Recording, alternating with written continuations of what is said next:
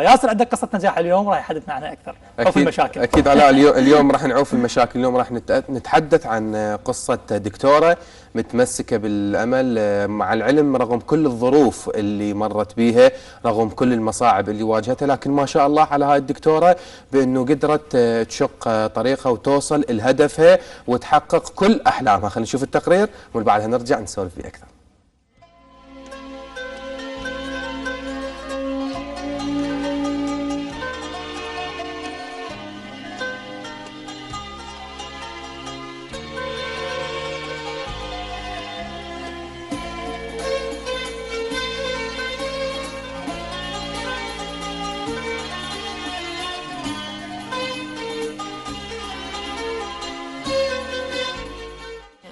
دكتورة مروة صباح، طبيبة تدرج من ديالى. حاليا أعمل بمركز صحي الخالص النموذجي. لا تيأس إذا تعثرت بحياتك ومرت بيك ظروف من الممكن أن تأثر بيك. أكيد بالصبر والتمسك بالأمل راح ترجع أكثر تماسكا وقوة بحياتك.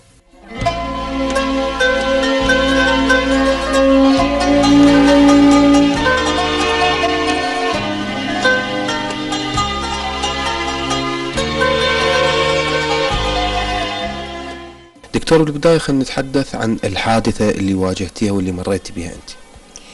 هو أنا يعني حياتي طبيعية كانت، ما بها أي شيء ذكر لحد 2007 تعرضت لحادث كان نقطة تحول جذرية بحياتي. هذا الحادث هو كان محاولة استهداف لوالدي، لأن بال 2007 أتذكر أنه كان الأوضاع مو زينة وهو استهداف الكفاءات العلمية، فهو بروفيسور دكتور بالهندسة وكان رئيس قسم هندسة مكان ومعدات. فأثناء ما نرجع طريقنا قلت لك احنا من ديالى على الخط السريع، كانت سيارة لحقتنا، سيارة ترمي على سيارتنا من ورا. بالبداية سمع الطلق بس أصلا ما عبالي علينا، لأن شاف احنا العراقيين يعني الطلق فرح حزن عادي، لحد ما بدت سيارتنا تهتز. والدي صوب، فقدت الإحساس. يلا ذاك الوقت إني استوعبت إنه هذا الطلق علينا احنا المستهدفين به، ومنها بدت هذه نقطة تحول اللي صارت بحياتي. على الرغم من الظروف اللي مرت بيها دكتورة مروة والمصاعب اللي رافقتها بحياتها، بدأت من مستشفى لمستشفى لحد ثالث يوم بعد الحادث حالتي تدهورت كلش، فأحتاج هسه عملية.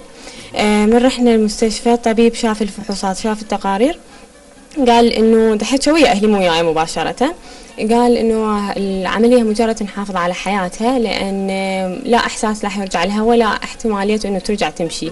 صاير اللي تبين إنه صار عندي قطع من الحبل الشوكي. وأنت أكيد ما فقدتي الأمل، بقيتي متمسكة بالأمل بأنه يعني من الممكن بأنه يتعالج الحادث أو الإصابة اللي مريتي بها. طبعا إيه طبعا. بالبداية أول ما سمعت حاجة الطبيب بالصراحة ما أثر بي هالقد، لأن شاف إنسان بين الحياة والموت، فهو أول شيء خلينا نعيش وبعدين نفكر بالمشي والإحساس. يعني ما كان هذا بشي ببالي بالبداية، ولكن ظلت الابتسامة على وجهها وهي سر نجاحها.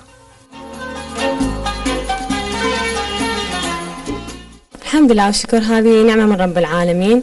أول شيء هي لأنه ثقتي إنه برب العالمين اختارني لهذا السبب، يعني ما اختارني عبث، لأن يدري إنه عندي ليش أنا من دون كل البقية، لأن يدري عندي قدرات تمكنني إنه أقدر أستمر وأكمل وأنتج يعني بوسائل متاحة أقل. هاي شغلة ثانية، لأنه رب العالمين أكيد اختارني نفس الشيء حتى أكون ما أكون تكرار مثل البقية، عندي فد رسالة أقدر أوصلها. هذه شغلة. الشغلة الثالثة هي الحمد لله من بداية الحادث أنا مصالحة ويا نفسي، واثقة بنفسي ومقتنعة بنفسي هيجي، يعني أعرف إنه أنا أقدر أو سواء كنت يعني من الناس الصحيحين ما بيمشي أو من ذوي الاحتياجات الخاصة. طيب دكتورة، أنت من بعد الحادث ولحد هاي اللحظة شلون بديتي تعيشين حياتك كإنسانة طبيعية؟ يعني هسه بصراحة أنا أحس بأنه أنت حتى يعني ولا كأنه متعرضة للحادث ولا كأنه مر بهيك ظرف صعب. هي بالبداية لا، أنا أول شيء من عرفت إنه أنا يعني حصير من ذوي الاحتياجات الخاصة، صح صدمة كبيرة، لأن يعني صعبة إنسان ما بيها شيء أو الإنسان ما بيها شيء، طالبات طبية عندها طموح وآمال ما تعاني من أي مرض، فجأة شافت نفسها إنه حتصير مقعدة، صح صعبة، بس قهرت بكيت أوكي، بس وراها قلت وبعدين يعني لازم إنه إذا أنت ما تساعدين نفسك منو حيساعدك؟ كل شخص من عندنا في فترة من فترات حياته يحتاج إلى أصدقاء يستند ويعتمد عليهم، ودكتورة مروة اختارت صديقين مقربين عليها. من بعد الحادث تعرفت على أصدقاء اثنين جدد صاروا أعز شي وأقرب شي على قلبي وما عرفوني أبد. أول واحد كرسي حبيبي، كرسي متحرك، وثاني شي هو فريمي اللي بمساعدته أنا رجعت أقدر أوقف وأمشي الحمد لله والشكر. ممكن شخص كامل ما عنده نقص ولا يعتبر من ذوي الاحتياجات الخاصة، ممكن ما نشوف بداخله هذا التفاؤل وهذا التمسك بالأمل وحبه للحياة وحبه الوصول إلى هدف. يعني نتمنى من الشباب بأنه تكون الدكتورة قدوة لهم، وبالأخص بهاي الظروف والفترة المعينة اللي نمر بيها. يعني المفروض كل شاب عراقي، كل بنت عراقية بأنه تتمسك بالأمل مثل ما شفنا الدكتورة رغم كل الظروف اللي مرت بيها، وطبعا ظروفها كل الصعبة الله يساعدها، لكن ما زالت متمسكة بالأمل. أكيد دكتورة نرجع نكمل حديثنا. حلمك أو هدفك أو أمنيتك بالحياة شنو هي؟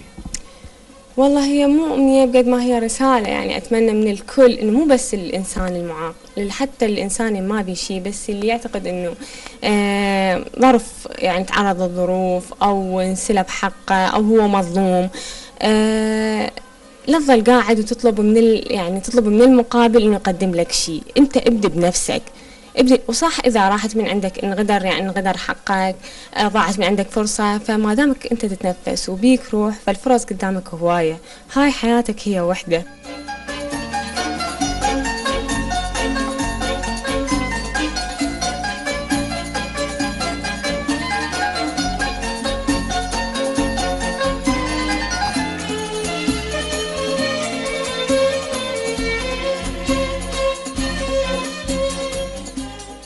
أقدم شكري أول شي وآخر شي هو لعائلتي، بابا، ماما، إخواني، أختي اللي ساعدتني هواية طبعا، يعني غيرت كليتها وياي هاي الفترة كلها، كل زملائي اللي وياي كانوا سواء بالدراسة أو هسه بالتعيين مالتي، أساتذتي كلهم ممنونة منهم، وهذا اللي وصلته كله بفضلهم.